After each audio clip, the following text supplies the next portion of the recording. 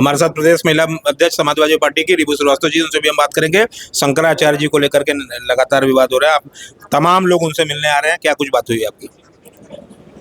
महाराज जी को हम लोग बहुत देर से सुन रहे थे, वो लगातार अपनी बात स्पष्ट रूप से बताते चले आ रहे थे। मुझे लगता है जिस पीठ पे वो बैठे हैं, शंकराचार्य है वो, आज इस जो 4 पीठों के 4 शंकराचार्य होते हैं उसमें ये जगत गुरु शंकराचार्य आज हमारे बीच में है। हम लोगों के लिए परम सौभाग्य की बात है कि जो आदि अनादि शंकर भगवान के समय से जो पीठ चली आ रही है, आज उसके ऊपर विराजमान ये जो अविवेकानंद हैं वो बैठे हैं और हम सबको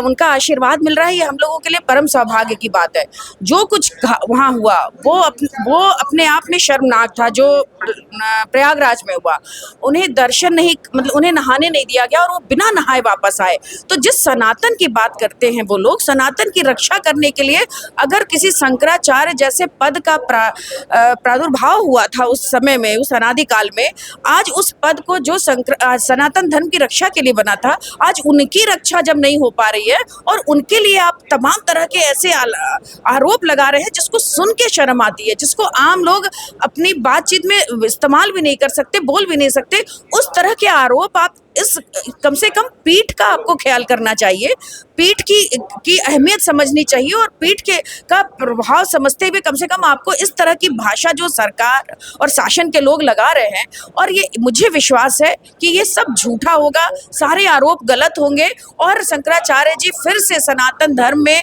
और जो गौ माता की रक्षा के लिए ये आगे बढ़ रहे हैं, उसको पूरे ब्रह्मांड का एक तरह से आशीर्वाद मिल रहा है और वो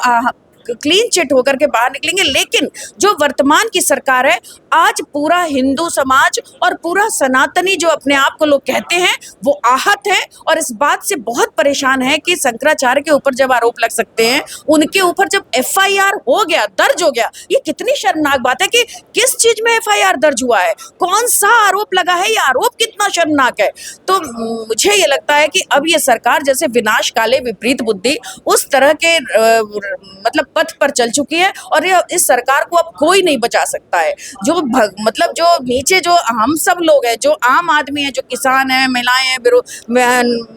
नौजवान है, वो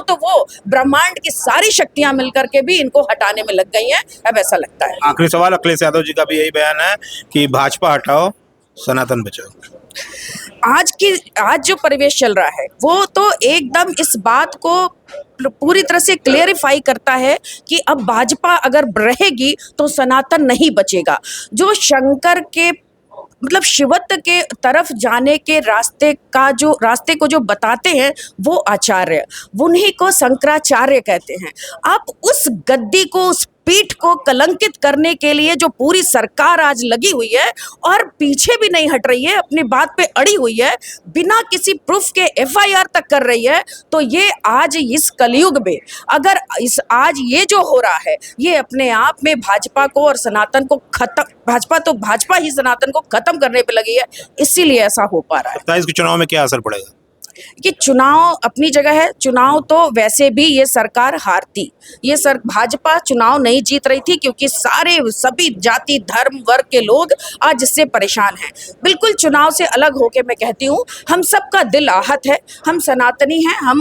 हम सब भगवान की पूजा करते हैं, हम सब ये काशी जहाँ कंकर कंकर में शंकर बसते हैं, जो काशी त्रिशूल पे महादेव के बसी है, जिस शंकर के नाम से शंकराचार्य पीठ का महत्व है, उनकी ये पीठ है, उस शंकराचार्य भगवान को अगर ये कुछ कहते हैं तो 27 क्या, ये आज गिर जाए इनकी सरकार, इस पे भी कोई भरोसा नहीं, इसका भी कोई भरोसा नहीं। तो ये रिबू श्रीवास्तव जी थी, धन्यवाद।